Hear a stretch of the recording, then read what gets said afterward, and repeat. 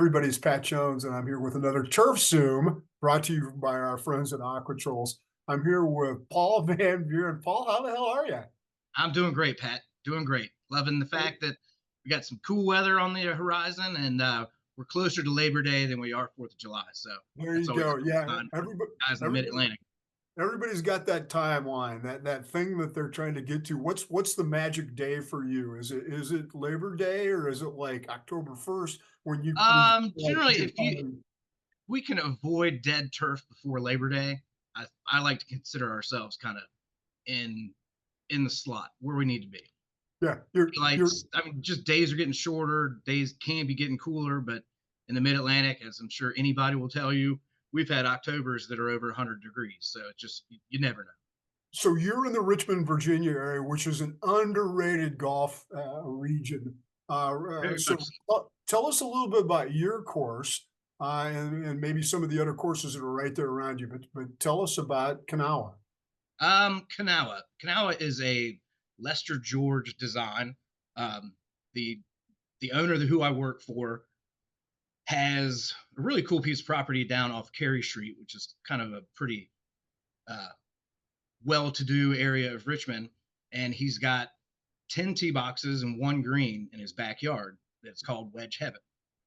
And when he retired in 2004, he goes, "I want my own golf course," and so he bought 80 acres out in Goochland, got Lester George involved, and built a very, very unique. What I can, it's just such a masterpiece of land out here, and how Lester routed it, the openness, the space, the uniqueness of it. The property itself is kind of tiny, but the corridors are enormous. And for a par three golf course, it's really bizarre to have that much of a vista on such a short golf course. It doesn't really rain. Doesn't make sense. It's not Right. it's not wide open like a Sweetens Cove, but it's unique in its vastness on such a small piece of property. That's what I was going to ask you was what you could compare it to and some of the other well-known nines out there. Sweetens Cove comes to mind. Are there some other ones that pop up when people talk about you? Headwaters was considered, and then just other 9-hole pieces of property. I mean, we're all par three 9 holes, so we're no par fours out here. We do have full range, um, but there's not much like it. I mean, I know Hamilton Farms has 18 holes, Yeah. but just being 9 holes in this location, it's super unique. Right. But there's And some then, other really neat golf right around you, like oh, Kinloch, absolutely, which yeah, is Kinloch is right up the road. CCV's right up the road. Chris Harriman and Hermitage are 3 miles up the road. The Foundry is just across the James River. I mean, yeah, Richmond's not very big. You can get from one side to the other in 30 minutes. So, but we all joke we have the north of the river guys and the south of the river guys. So it's an awesome brotherhood of superintendents around here. We get together probably at least once a month, some of us once a week. So it Richmond is truly an unsung golf city, but I kind of like it like that. that's amazing. That I'm glad to hear that you guys are still a band of brothers and sisters there because Yeah. some of the chapters, it's getting harder, I think, for people to get away and go to chapter events, and they feel a little more pressure to not be doing that. But you still got that culture. Why have you been able to keep that going? A lot of group texts, fantasy football leagues. Uh, a lot of us get together and go to the Masters every year, and there's a lot of continuity into those different text threads. So we've got guys inevitably kind of transform and morph into sales. So then you have that support aspect, which the guy you used to play golf with and see once a month, now you get to play golf with and see once a week. Right. And you're helping him out, he's helping you out. It's really cool to see that kind of that intertwined organization of superintendents who then move on to sales, assistants who then move into superintendent roles, and kind of their introduction to, I guess, hanging out with some of the more seasoned guys so they don't Yeah. feel so stuck at their own golf course, kind of come out of your shell. I remember doing that. I didn't really come out of my shell until probably 2009, 2010, when I started getting involved in the associations. And then just by default, by being involved in the associations, you just meet so many superintendents. It's awesome. I love it. Yeah. It's really neat, and I hope we don't ever lose track of that, but I do tell young people who are making the transition into sales, "You're only as good as your group chats," and it's kinda true. Very much so, very much so. It So just, I mean, tell me about your agronomy program because you're in a fairly small piece of land because so it gets a little intense at times. But tell me what your challenges are agronomically. so agronomically speaking, is anyone who's been tried to grow grass in the Mid Atlantic knows that it is a roller coaster of seasons, and there are four definite seasons. Sometimes summer is 6 months. Sometimes winter is 5 months. It changes every year, changes with cycles and everything else. Agronomically speaking, though, I because I do have full autonomy of Kanawha as far as conditioning, everything starts at the greens and then moves away after that. So we're just very, very diligent in how we manage things. I've got the staff, the support, the lack of play to really do things that most other guys just probably dream about. And Yeah, I try and not take that for granted. So, yeah. It's that's a double-edged sword when somebody says you're in charge of the conditions. oh And yeah, so there's no sort of, well, the green committee wanted me to do this or whatever else. It's it's absolutely. it's your job. That must be some pressure. How have you gotten to kind of become comfortable with that? Um, Everything is personally doctored towards my ownership, my owner's game. He Yep. loves how I set the golf course up. And about 3 years after opening, he's just like, just keep doing it. Let me know what it costs. Yeah, that's great. That's it's just amazing how many different kinds of golf structures there are out there and ownership structures Oh, uh, absolutely. and you found your way into a really, really It interesting one. was it was more unique, and I can't say it was better or worse when his son lived on the property, not Yeah, 200 yards from our maintenance building. yeah, It was fun, but it was cool because I got to really get to meet his son and really appreciate how much he was like his dad. Very philanthropic, on tons and tons of different boards to help inner city youth, underprivileged kids. I mean, it's just like on this board of directors, on that board of directors. It's just you want to emulate those guys so much because they are the baddest human beings on the planet. that's They great. make Have you gotten involved? You said you wanted to emulate. Have you gotten involved with some of the I was on the leadership advisory board of the first tee for about 4 years. That's Um, great. and it was a great exposure to understand the inner workings of that. And I know we Mhm. kind of talked about it in our introduction, but the owner Kanawha, he actually started the first tee. Um, him and some buddies got together, and he's the only non-mandatory member that's on the first tee national board of directors. That's great. Such a good That's, organization.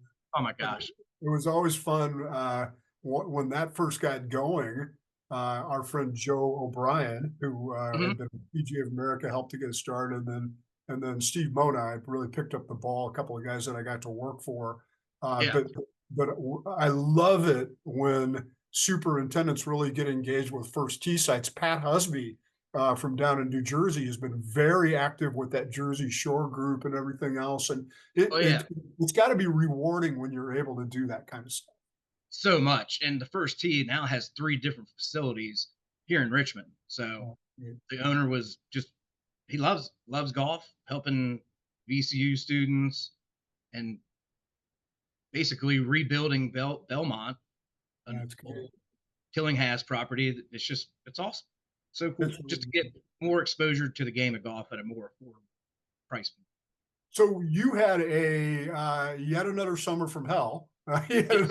another I couldn't even imagine. It must be one of the most humid places in the planet, and you go through a lot of ups and downs in terms of heat, but you got my attention because you were out there, saying, that zip line has been an important part of my program this year, and Yes. I thought that was interesting because a lot of people use Zipline, but they're maybe not quite as thoughtful as I found you to be about it.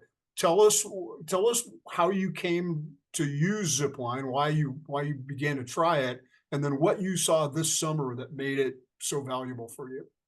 So we've used some of the newer technologies and kind of the chemistries and the polyoils. And it's kind of a vague term. And then you hear like long chain, short chain, copolymer this, copolymer that. But until you put it out and use it, and it's not just use it for a month or use it for 6 weeks or spray it twice, hate it. It's just learning how to incorporate it to where it makes sense with your operation, your expectations. Like I told you, what I love about Zipline is that it's consistent and it's predictable. So you Right. don't have those like, I got to get out here at 2 o'clock. I got to make sure somebody's around here till 5 to make sure the place doesn't burn up in our absence. And some products do that. Some products, if you don't keep the water to them, they're just going to dry out every day. And it's cool that they don't stay wet, but sometimes it's like, really? You just have to pump, pump, pump just to keep them alive. And that's where we found our sweet spot with Zipline. So ours is 5 ounces per 1,000 every 3 weeks from basically April 1st through September. And that last app, it may go into October, just kind of depends on what our conditioning is. And we're super unique here at Kanawha too, and I'll probably chap some people's ass, but we closed December 1st and we're closed until mid-March. So Dang. yeah, we still work 40 hours a week, Monday through Friday. We don't work weekends, and a lot of my staff have been here for a while, so they bankroll their vacation and they'll just take December off, go down to Mexico, just long vacations with their families. So more power to them. I love it. That's great. But So yeah, take going into that 5 ounces every three yeah, weeks, we found the key for us, the sweet spot was getting the product where it needed to be. And for us, that was below 3 to 4 inches of our profile. So that takes about 30 to 35 minutes of overhead irrigation in our current setup. We have generally 4 or 5 heads on every green. So everybody's going to be a little different how they do that. But essentially for us, 30 minutes is about 3/10 of an inch. right. And that gets us where we need to get. They don't stay wet. They're super consistent. And in that 7 to 10 day window is when they are performing at their highest. So if you have a tournament or something, you're kind of getting up into that advanced week, I'd spray probably 10 days out and just be so impressed with how resilient the moisture is, how easy it is to re-wet, but it's just not going to vaporize on you like some other products do. That rewatering thing is the critical thing. Are you putting it out by itself or are you putting it out with a tank mixer? We'll put it out with other growth regulator apps. I'm really not. We really no. It just goes in the tank and performs perfect.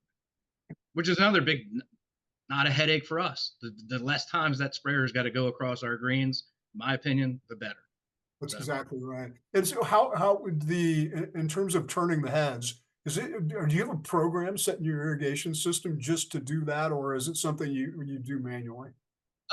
if we had more of a need to have a program, we would have a program. But we're closed every Tuesday.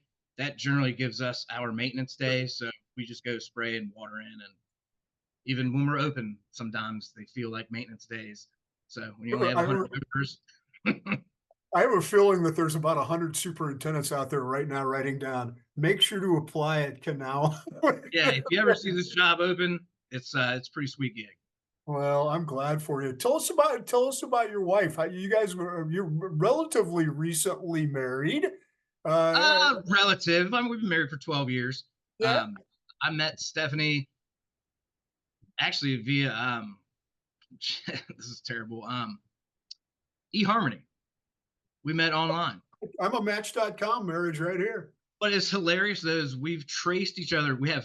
There are a couple of friends we have that we'd known for almost 15, 18 years, and we had placed ourselves at the same party at the same night. We just never bumped into one another because she was more in food service and I was at golf course superintendent. So she's getting off work at 10 o'clock and I'm going home and in bed by 8. But you So made it. made it work. She's a local artist, super, super talented. I'm blown away every time she does some work. But we had some family drama about 13 years ago. Her sister, who at the time lived in St. Louis, actually survived spinal meningitis Not full good. term pregnancy. So she survived. The baby's fine. Claire's 13 now. She's awesome. But Stephanie's sister Lauren, she requires 24-hour around the care or around the clock care. So her mom and her sister live in Midlothian, where Stephanie and I do, and it's a it's a strain. It's a strain on any family um, to have someone who requires that much care, and she can't communicate. I mean, she's in a wheelchair. It's a pretty tragic situation, but we try and make the best of it, and it allows us to be super involved with Lauren's kids. Um, so we get them for a couple weeks in the summertime, travel with them. They're at the really cool age now. 14 and 16, we'll start doing some international travel with them. Good It's for really cool. you. Good, Yeah. you know, it does take a village. It does, Oh, you know, absolutely, 100%. anytime you're sort of helping to raise kids and whatever the circumstances, and good on you for doing that and making the time to do that. And again, I think it's proof that we can all find ways to get stuff done, even when we're in very busy jobs. There's always a way. Oh, absolutely. Yeah, yeah. It's one of those things you hear like something's really a priority. You'll make time for it. It's not that big of a struggle.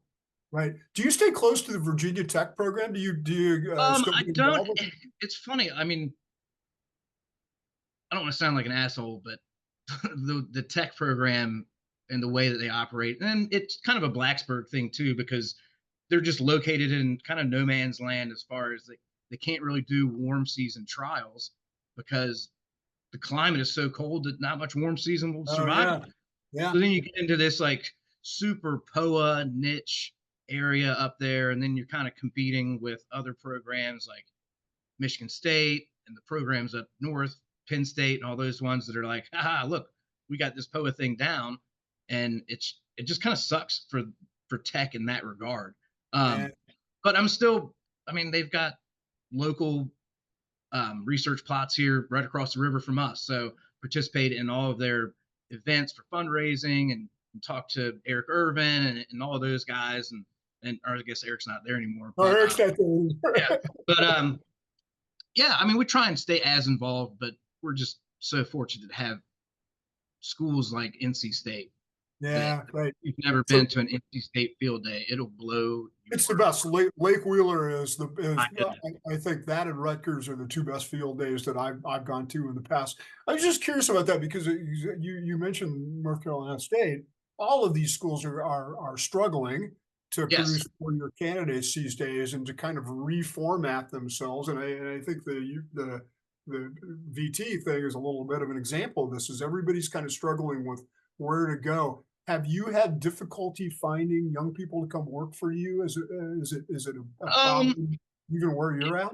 it's Richmond gets a decent amount of youth here just because of that Kinlock draw.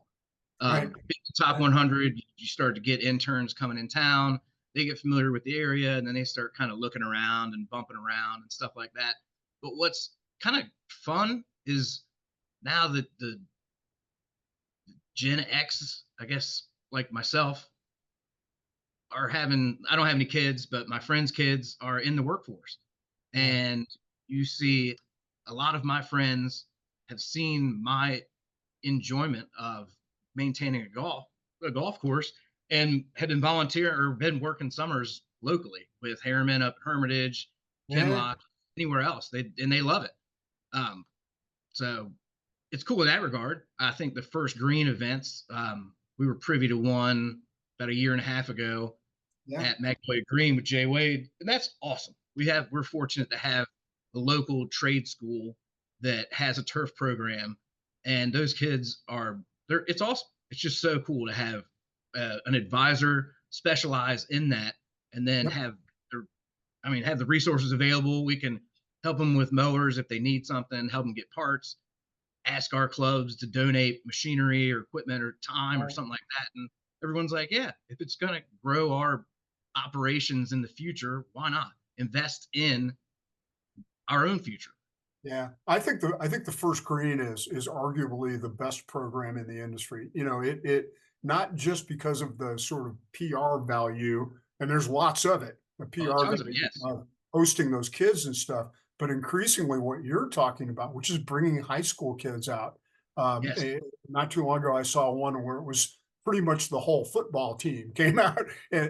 Oh and yeah. yeah, just a great idea because you're doing good by doing right. You know, you're doing Mhm. the right thing to educate these kids, but you're also doing good for yourself because some Yeah. of them are gonna come work for you. Well, So, yeah, it's I funny. really do think it's great to see that continuing to expand. Pre-COVID, me and Chris Harriman and another local superintendent, Jeff Holliday, we went to a career day at the local Goochland High School.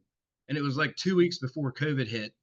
And we were one of the most visited booths out there because it was just interactive stuff that kids could put their hands on, similar to what the first green has kind of become.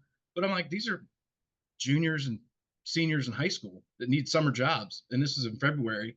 I was like, golly, we should do more of these. And Yep. then poof, and just like that, everything just vanished. And the COVID years began. Yeah. Well, but we're through them now. We Yep, hope. absolutely. So when you think about the future and you think about what else you'd like to accomplish, it doesn't sound to me like you're in any big hurry to move on from this position. That this is a great job and Yeah. it's an opportunity. But what I else would love you like to accomplish? in addition to seeing more of the world, my wife and I we love traveling, mainly southern hemisphere stuff because it's in the we don't I don't snow ski or anything like that, so I want to go somewhere where it's warm. So we Yeah. generally go somewhere in southern hemisphere. Um, I actually want to write a book. Um, I don't know, it'll definitely be fiction, but I've always just been enamored with writing, and I've always had a kind of a gift of being able to sit down and just crank out short stories. It's just something I enjoy doing. For Christmas this year, I asked for some, I guess, translation software. So it's just like I can just get a buddy and we can just tell stories, and then I'll go back through and edit everything out. And because my best friend's been my best friend since we were 8, and we've got plenty of stories, some of which don't need to be written down, but others I think people would just find hilarious. Do you have a title for your book? I don't yet, so I already named my my first boat that I ever purchase will be named Extra Mayo. I like that. For some reason, I always wanted a big dumb dog named Jeff. Jeff passed away 3 years ago, uh, So, and a boat named Extra Mayo. And I still haven't thought about. I've thought about a little bit, but you see in my Twitter profile, I'm an aspiring autobiographist. yeah. So I thought that's kind of little creative. I have been one form or another paid to write since I was 25 years old, and Hmm. the idea of writing a book just blows my mind. I still Oh can't yeah, even yeah. imagine it. I mean, I've written when I left the magazine business, the nice folks at TGIF sent me a list of all the things I'd ever written that they had on their list. It was 700 articles or 800 articles or Wow, whatever, that's and impressive. the whole idea of sitting down and writing a book is terrifying to me. So good for you. You should Yeah. just do My wife keeps kind of egging me on because I've been talking about it for about 6, 7 years now. But it may be a early retirement thing as I kind of transition away from Kanawha, only because I probably won't work here for the rest of my life, probably the rest of my career. Um, so it. hopefully retire early if we can make it happen. But as for now, I'm one of the luckiest guys on the planet. Well, we're lucky to have had some time with you today, Paul, and Appreciate that, Pat. I miss coming out and visit. I will definitely come out and take the Cushman tour one of these days because I'm fascinated by your little golf course and all you've managed to accomplish there. So, again, thank you for your time. Thank you for sharing what you've learned about zipline. And I Yes, know if people are curious, they can reach out to you via Twitter, yes, or any other way to contact you. But mostly, I know that you'll help because you're that kind of person. I appreciate that. Thanks again for your time, and thanks again to Aquatrolls for bringing us yet another turf zoom. Stay tuned because we're always going to be bringing you more. Thanks for tuning in.